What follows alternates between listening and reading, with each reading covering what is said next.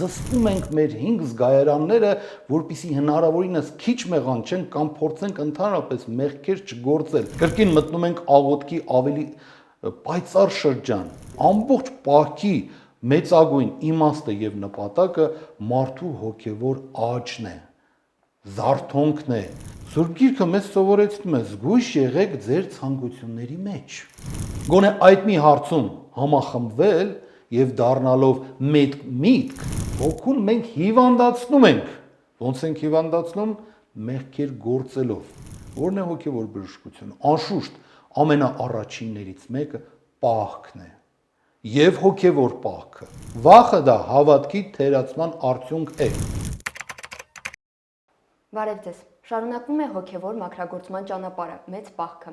Ինչպես անցնել այդ ճանապարհը ու փորձել հաղթահարել մեր տկարությունները։ Այդ հարցում մեզ օգնելու է Տեր Արարատ Քահանա Օրդոյանը։ Տեր Հայր, կարող է պահքը օգնել ճանաչելու եւ հաղթելու մեր իրական թշնամուն, որը մեր ներսում է։ Պահքը ինքնին շատ մեծ մի ճանապարհ է առաջարկում մարդուն։ Եվ առաջին հերթին մենք պիտի հասկանանք ինչ է իրականում իրենից ներկայացնում կամ որտեղից է պահքը եկել։ Պահքը սկսվում է Ադամից եւ Եվայից, երբ նրանք ապրում էին դրախտում։ Ադամին եւ Եվային Աստված պատգամեց. կարող եք ճաշակել բոլոր ծառերի պտուղներից, բացի չարի եւ բարու գիտության ծառի պտղից։ Սակայն Ադամն ու Եվան հակառակ գնացին Աստծո կամքին, ճաշակեցին արգելված պտուղը, դարձան մեղավոր, հակառակվելով Տիրոջ խոսքին, վտարվեցին դրախտից։ Սա մարդու համար առաջին պահքն էր հանդիսանում։ Եվ ամբողջ մարդկության պատմության ընթացքում մենք տեսնում ենք, որ մեր կյանքին համընթաց պահքը մեզ առաջնորդում է, ուղեկցում է։ Եվ իրապես պահքի նպատակը մեկն է՝ կրկին անգամ վերադառնալ այնտեղ, որտեղից որ մեր նախահայրն ու նախամայրը վտարվել են։ Իսկ պահքը կարող է օգնել մեզ դառնալ նոր մարդ, բացահայտել նորը մեր մեջ։ Իրականության մեջ ոչ թե կօգնի մեզ դառնալ նոր մարդ, այլ կօգնի մեզ դառնալ այն նույն մարդը, որը ի սկզբանե եղել է մարդ։ Կրկին անգամ վերադառնալով այդ նույն իրականությանը, այն նույն մարդուն, որը դրախտից վտարվել էր։ Եվ այսօր էլ նույն մարդն էլ, այսօր մենք էլ, ի՞նչն է մեր նպատակը։ Պահքի միջոցով վերադառնալ այնտեղ, որտեղից որ վտարվել ենք, վերադառնալ այն երանական վիճակին, որից որ մենք զրկվել ենք մեր իսկ մեղքերի պատճառով։ Մեղքերը մենք գործում ենք մեր զգայարանների միջոցով։ Ադամը ինչպես մեղք գործեց կամ որ զգայարանով մեղք գործեց։ Մեր հայրերն ասում են, որ 5 զգայարաններով էլ մեղք գործեց։ Աչքով տեսավ, ցանկացավ, մեղանչեց։ Ականջով լսեց Եվայի գայթակղիչ խոսքերը, որ կեր, ականջով մեղանչեց, երկրորդ զգայարանը։ Երրորդը քայլեց դեպի իր կինը, ոտքերով, երրորդ զգայարանով, եւս մեղանչեց, չորրորդ զգայարանով, ձեռքերով վերցրեց արգելված պտուղը, եւս մեղանչեց, եւ վերջապես 5-րդ զգայարանով ճաշակեց քիմքով զգաց այդ համը եւ այդպես եւս մեղանչեց։ Եվ ամբողջ պահքի ընթացքում մենք պահքի միջոցով, այսպես ասենք, զսպում ենք մեր 5 զգայարանները, որպեսզի հնարավորինս քիչ մեղանչենք կամ փորձենք ընդհանրապես մեղքեր չգործել։ Բոլոր մեղքերը գալիս են մեր 5 զգայարանների միջոցով, այդ զգայարանների միջոցով, որ մեղքը մտնում է մարդու մեջ եւ աղտոտում է ամբողջ մարդու հոգին։ Տեսեք, իրականության մեջ այո, չարն էլ պահք է պահում, ոչ ուտում է, ոչ խմում է, բայց ինքը չի դադարում մեղք գործել, այսինքն չի դադարում խնդիրներ ստեղծել մարդու համար, փորձություններ դնել մարդու առաջ։ Եվ մենք էլ պահքի ժամանակ շատ կարևոր ուշադրություն պիտի դարձնենք շատ կարևոր հանգամանքների, թեկուզ եւ մարմնապես պահք պահենք, բայց շատ կարևոր է, շատ կարևոր ուշադրություն պիտի դարձնենք, որպեսզի հոգով մեղք չգործենք, մտքով մեղք չգործենք, մեր զգայարաններով մեղք չգործենք, մաքուր պահենք մեզ բոլոր տեսակի եւ մտքերից եւ բոլոր այդ գործերից, որոնք հակառակ են իրապես Աստծո կամքին եւ մարդուն տանում են դեպի մեղք։ Տեր այդ երբ նշում ենք վերադարձ մեր նախկին վիճակին, կապը ամբողջ արարչագործության հետ, խոսում ենք նաեւ փաստորեն կապը տիեզերքի հետ, կապը բնության հետ, մարդու կապի հետ վերադարձի։ Անշուշտ, Ադամն ու Եվան ապրում էին դրախտում։ Ինչ վիճակ էր այնտեղ։ Ամբողջը լիակատար խաղաղության մեջ էր։ Կենդանական աշխարհը, բուսական աշխարհը եւ դրախտից դուրս գալուց հետո էլ, այո, այդ լույսը դեռ շարունակում էր իրենց հետ լինել եւ այդ լույսի ներքո միաձուլում ասենք կամ կապ ասենք ամբողջ արարչագործության հետ բավականին ուժեղ էր, բավականին զորավոր էր, իրենց զգայարանները, իրենց զգացողությունները բավականին ուժեղ էին եւ ինչքան որ մարդ մեղանչեց Աստծո առաջ, ինչքան որ մարդ մեղքեր գործեց, կամած քայլ առ քայլ մարդ հեռացավ այդ հոգևոր կապից, ամբողջ արարչագործության հետ կապից, եւ դա էլ ստեղծում է ամբողջ խնդիրները, նույնիսկ կարող եմ այո համարձակորեն ասել, որ այսօրվա մեր մեծամասամբ մեր բոլոր խնդիրներն էլ մեր հոգևոր կապից, մեր Տիրոջ արարչագործության հետ համահունչ չգնալու արդյունքն է։ Ինչ ենք տեսնում այսօր։ Այսօր տեսնում ենք աշխարհով մեկ աղետներ։ Այսօր տեսնում ենք տարբեր խնդիրներ, պատերազմներ, ատելություն, նենգություն, ամեն ինչ տեսնում ենք, ինչը որ Սուրբ Գիրքը մեզ խորհուրդ է տալիս հեռու մնալ, չանել դրանք։ Այդ ամենը ինչու ենք անում։ Անում ենք, որովհետև հեռացել ենք Տիրոջից։ Ինչու ենք անում։ Անում ենք, որովհետև հեռացել ենք արարչագործության այս համաձուլվածքից, կտրվել ենք մեր իրական կապերից, մեր իրական արմատներից, մեր հոգևոր արմատներից կտրվել ենք։ Դրա համար էլ այսօր ունի աշխարհը, երկիր մոլորակը ունի այն, ինչ որ ունի, եւ այստեղ մեղադրել Աստծուն մենք ոչ մի բարոյական իրավունք չունենք։ Այստեղ կարող ենք մեղադրել միայն ինքներս մեզ, քանի որ մենք ենք ընտրել այդ ճանապարհը։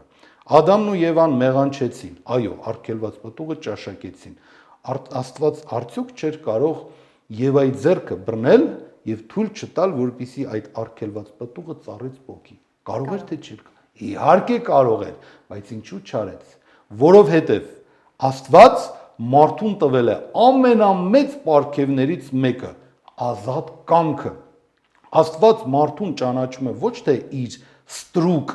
կամ ենթակա կամ ծառա, ոչ։ Աստված այդ հարթության մեջ չի ուզում տեսնել մարդուն։ Աստված մարդուն ստեղծեց եւ ուզում է տեսնել ավելի բարձր հարթության մեջ, որպես իր զավակ, իր երեխա։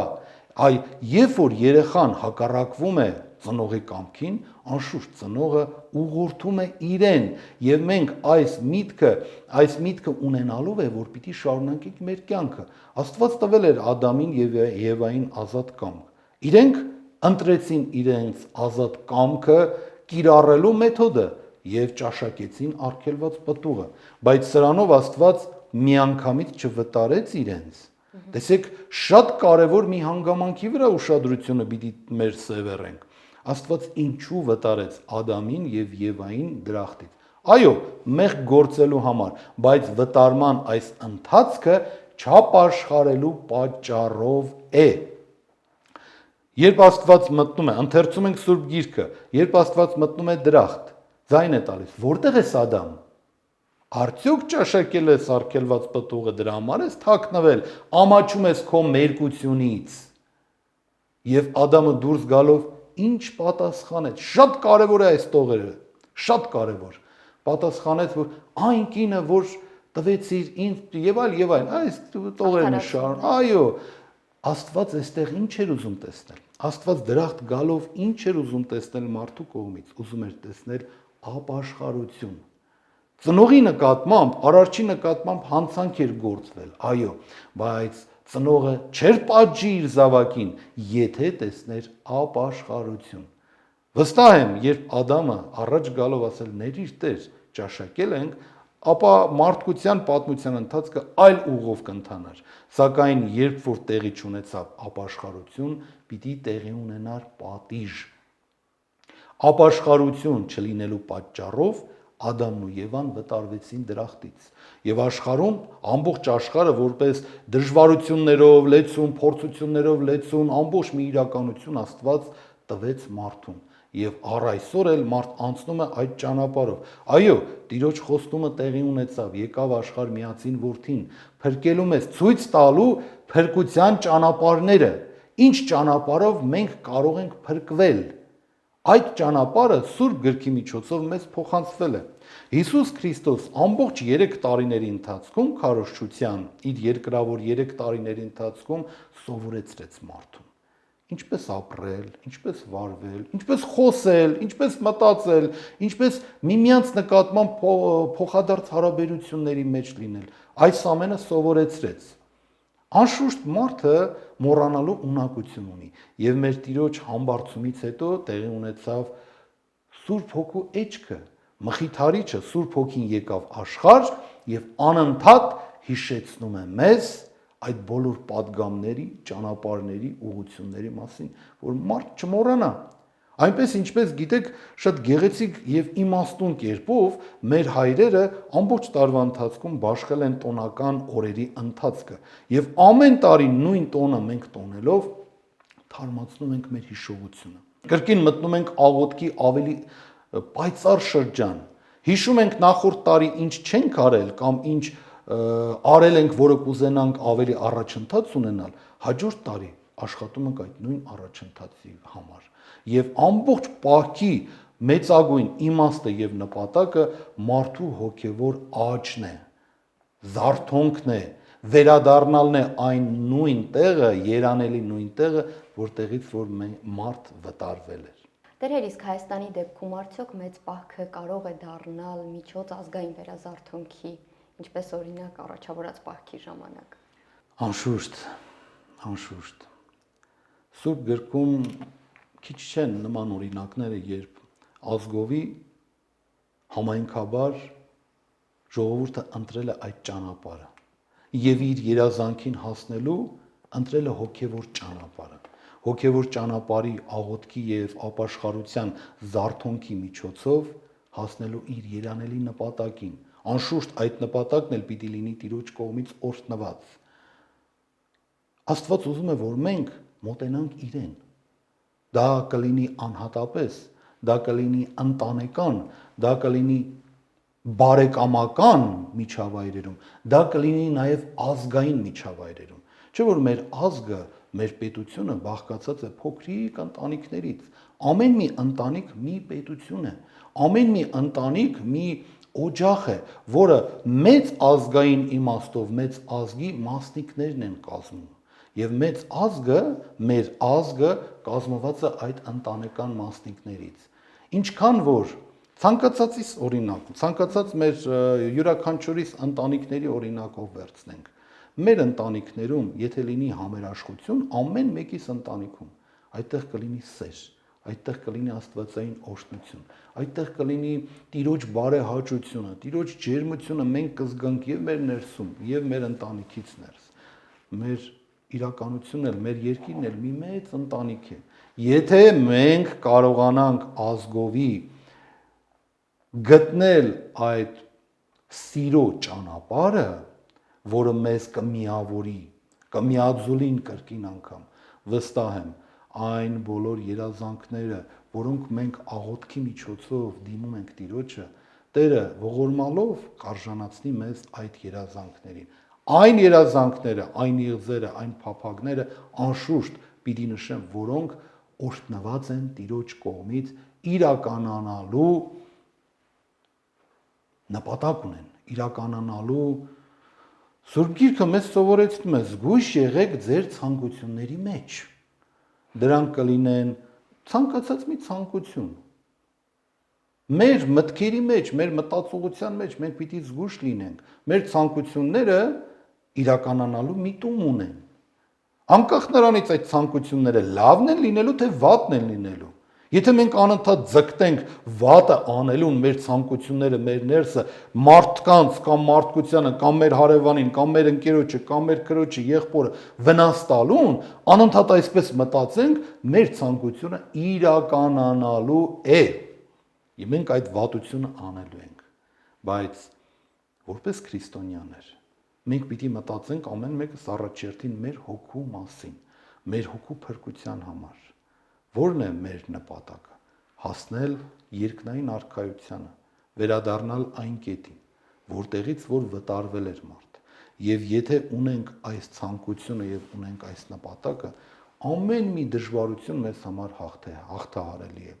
Եվ ազգովի ապաշխարության գնալը, գիտեք, սա շատ մի զորավոր եւ շատ երանելի մի իրավիճակ կլինի մեզ համար։ Պատկերացնում եք, մեր ժողովուրդը, մեր ազգը կարողանա գոնե այդ մի հարցում համախմբվել եւ դառնալով միտք, այդ միտքը լինի յուրաքանչյուրիս մտքում եւ բոլորս միասնաբար Տիրոջից խնդրենք ներում մեր մեղքերի համար, մեր հանցանքների համար, իրար չսիրելու համար, իրար վնասելու համար, Աստծո կամքը չկատարելու համար։ Հավատում եք, ինչ կլինի։ Աստված ավելի ու ավելի հստակ քայլերով կգա մեզ։ Տերը ուզում է, որ մենք մի քանի քայլ մոտենանք իրեն եւ հավատացնում եմ, որ մնացած դժվար ճանապարհ Աստված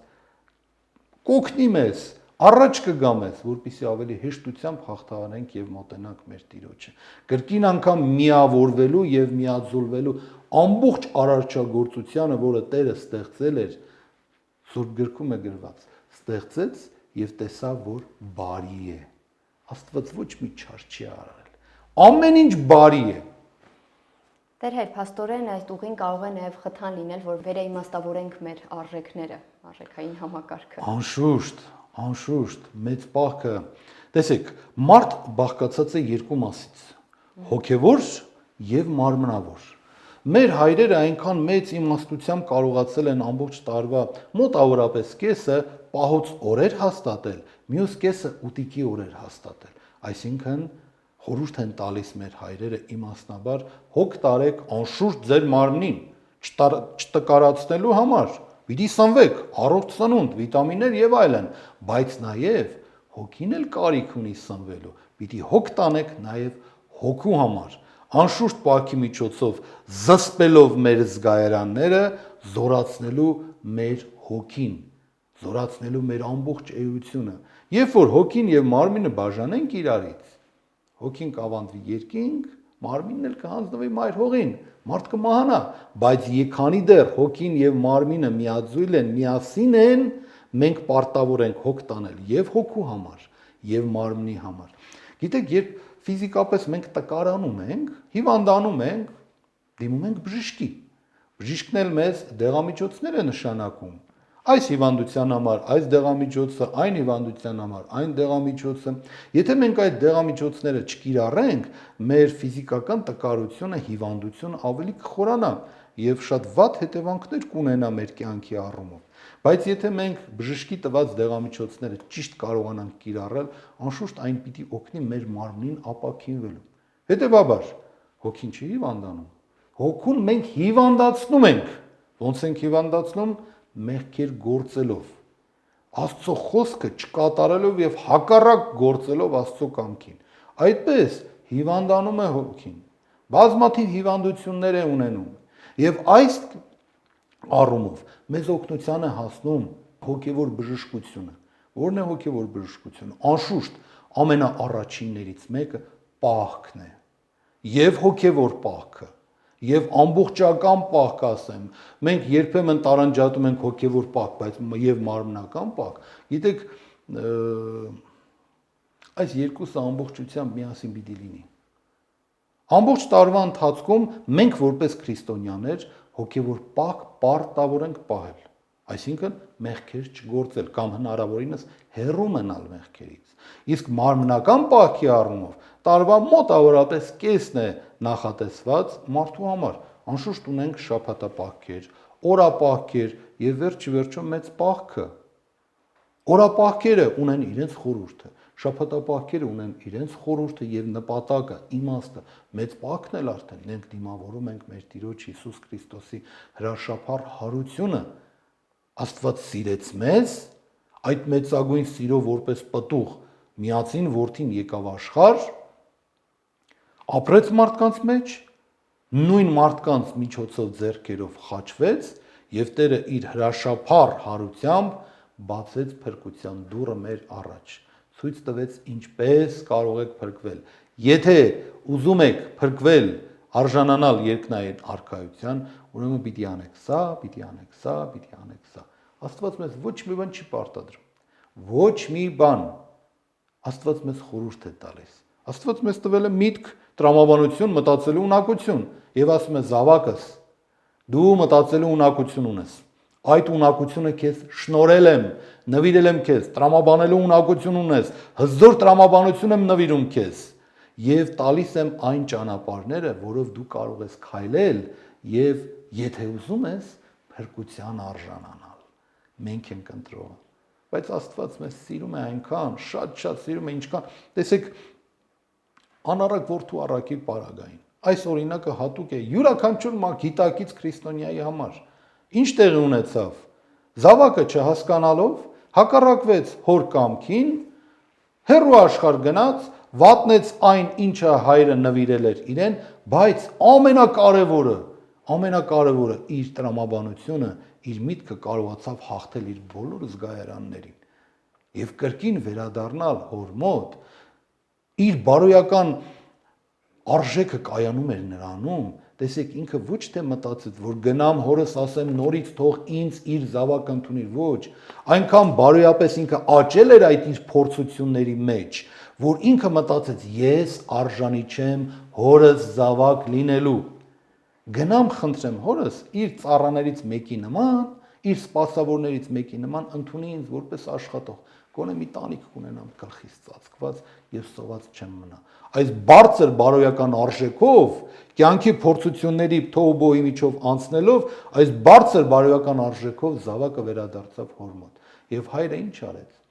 Խոսքից, խոսելու ճանապարհի կեսից ընդհատեց զավակին, գրկեց։ Աստված այսպես է վարվում մեզ հետ, երբ որ մեր մեջ տեսնում է ապաշխարություն, գիտակցություն եւ սեր դեպի իրեն։ Աստված անսահման սիրում է մեզ։ Եվ մենք էլ մեր հորը պիտի սիրենք։ Մենք մեր մարմնավոր ծնողներին սիրում ենք, թե չէ։ Իհարկե սիրում ենք։ Որ հանկարծ մեր հայրը կամ մայրը ասում է, այսինչ տեղս ցավեց, այնինչ տեղս ցավեց կամ տկար է, ինչ է։ Խառնվում ենք իրար, վերցնում ենք, տանում ենք բժիշկի հիվանդանոց եւ այլ, դա մեր սիրո արդյունքն է։ Մեր հայրը կամ մեր մայրը մի բան է ուզում մեզանից, չենք անում։ Արագ վազելով, ոչ մի բան չխնայելով անում ենք ծնողի խոսքը, որտեղ սիրում ենք։ Գիտեք, այս մի օրինակը ես բազմաթիվ անգամներ եմ վերել, ինչքան ենք մենք սիրում մեր երեխաներին։ Անհնար է չափել։ Մեր հայրերը ասում են, որ Աստված 1000 անգամ, 10,000 անգամ, 100,000 անգամ ավելի շատ է սիրում մեր երեխային, քան ինքներս մենք մեր երեխային, հասկանում եք։ Այդ սերը բոլորիս նկատմամբ է։ Սա ինչը նկատի ունի, որ Աստված անսահման սիրով է սիրում մեզ եւ չի ուզում, որ իր երեխաներից որևիցե մեկի մատին փուշ մտնի։ Ինչքան էլ որ երեխան գիտակցաբար կամ չգիտակցաբար, անգիտակցաբար հակառակվում է հոր կամքին եւ հեռանում է հորից, հայրը անընդհատ տարբեր առիթների միջոցով այսպես ուղղորդում է, փորձում է ուղղորդել եւ քայլերը մեր ոտքերը ուղղել դեպի իրեն։ Դեր հետ վերադառնալով նախորդ հարցին, երբ խոսում էինք անտարբերության, վիրավորանքի, առհասարակ ստեղծված իրավիճակի մասին, պատերազմների, աղետների մասին, արդյոք մեծ պահքը կօգնի նաև, որ մեր տագնապներն ու վախերը հաղթահարենք, որոնք այսօր շատ տարածված են։ Տեսեք, առաջի հերթից տագնապ կամ վախը։ Մենք պիտի հասկանանք սա ինչ է, ինչ նկատի ունենք տագնապ կամ վախ ասելով։ Ինչ է տեղի ունենում մարդու մեջ։ Այս հարցի պատասխանն էլ մեր հայրերը տալիս են։ Աստծո նկատմամբ հավատքի թուլացումը կամ թերացումը կամ թերի հավատք, կիսատ հավատք կամ չհասկացված, չգիտակցված հավատք ունենալով Աստծո նկատմամբ, այս ամենը ծնում է այդ բոլոր բաները, որոնք դուք շեշտեցիք, տագնապները եւ վախը։ Վախը դա հավատքի թերացման արդյունք է։ Թերահավատության արդյունքը դա վախն է, տագնապն է։ Երբ մենք չենք հասկանում կամ չգիտենք, այդ ամենը իմանալու համար մենք պիտի ընթերցենք Սուրբ Գիրք եւ ընթերցենք անպայման հոգեորականների եւ գիտակ մարդկանց ուղեկցությամբ, առաջնորդությամբ։ Մեր եկեղեցիներում ամեն կիրակի լինում է քարոզներ, ուշադիր լինել քարոզներին, ամեն մի տողին, ամեն մի բառին սովորելու համար։ Եվ գիտելիքներ ունենալով, հոգևոր գիտելիքներ ունենալով մենք մեր գիտելիքները ավելի կհարստացնենք եւ մեր հավատքը մեր գիտելիքների միջոցով նաև մեր գիտելիքների միջոցով պիտի փորձենք ամրապնդել։ Անշուշտ ազգային տագնապ, ազգային վախ, համընդհանուր վախ, այս ամենը, այս լարվածությունը կա մեր ժողովրդի մեջ։ Այսօր ամենուր այդ լարվածությունը մենք տեսնում ենք, եւ այդ լարվածությունը բերում է նաև ագրեսիվություն միմյանց նկատմամբ, անհանդուրժողականություն միմյանց նկատմամբ։ Ամեն մեկս պիտի փորձի մեր մեջ այդ խնդիրը գտնել եւ բացահայտելու կամ բուժման մեթոդները փորձենք գտնել պահքի միջոցով նաև։ Համար առաջինը պահքի միջոցով նաև, որտեղ պահքը այս առումով շատ կարևոր դեղամիջոց է ամեն մեկիս համար, որպեսզի կարողանանք հաղթահարել մեր վախերը, պահքով ամրապնդել, ուժեղացնել հոգին, ապաքինել, հոգևոր իմաստով նաև հիվանդություն է սա։ Մարդու հոգին տկարանում է, առաջանում են բազմաթիվ խնդիրներ, եւ մենք պահքի միջոցով, նաև ազգային պահքի, միասնական պահեցողության միջոցով աղոթքով պիտի զորացնենք մեր հոգին եւ մեր միասնական աղոթքով դիմենք Տիրոջը։ Գիտեք, այսպեսի մի կարևոր բան եմ ուզում անդրադառնալ, անշուշտ կարևոր է, երբ ամեն մի մարդ մի անկյունում, եկեղեցու մի անկյունում, պատարակներին, շամերգություններին աղոթք է անում։ Հավատացեք, շատ ավելի զորավոր է եւ երբ այդ աղոթքը հնչում է 10 հոգով, 100 հոգով, 200 հոգով, 50 հոգով։ Պատկերացնում եք ազգովի մեկ նպատակի համար աղոթք անենք։ Սա զորավոր մի աղոթք է դառնալու, զորավոր մի վերադարձի, ապաշխարության եւ վերաարժևորման, մեր կյանքը վերաարժևորման առիթ է մեզ համար տալու, միավորվելու, իրար նկատմամբ, միմյանց նկատմամբ սերը ավելի զորացնելու առիթ է դառնալու։ Միայն պետք է գիտակցել, հասկանալ, ցանկանալ։ Երբ կա ցանկություն, չի կարող լինել որևիցե մի խոչընդոտ, որ հաղթահարի մեր ցանկությունը։ Եթե ունենք ցանկություն, տեսեք, պահքի միջոցով մենք նաև ուժեղացնում ենք մեր կամքը։ Ինչպես։ Օրինակ, բազմաթիվ մարդիկ կան գալիս եկեղեցի, ասում են, «Տեր, ես պանիր շատ եմ սիրում, ախր պահքի ժամանակ ո՞նց պանիր չուտեմ»։ Հիմա ինքը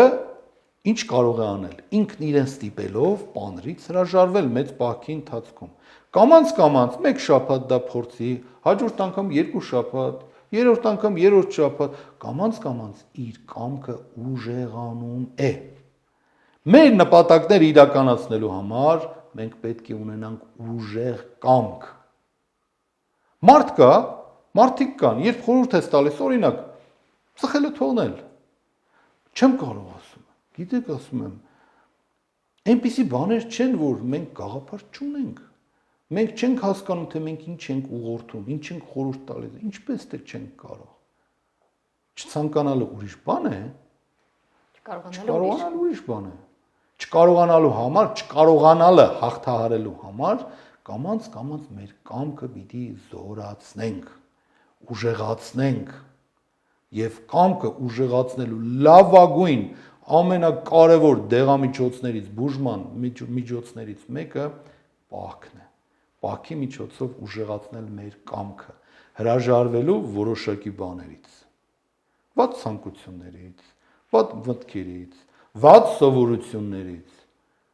Եվ կամաց տարիների ընթացքում մենք կտեսնենք, թե ինչ հոգևոր եւ ֆիզիկական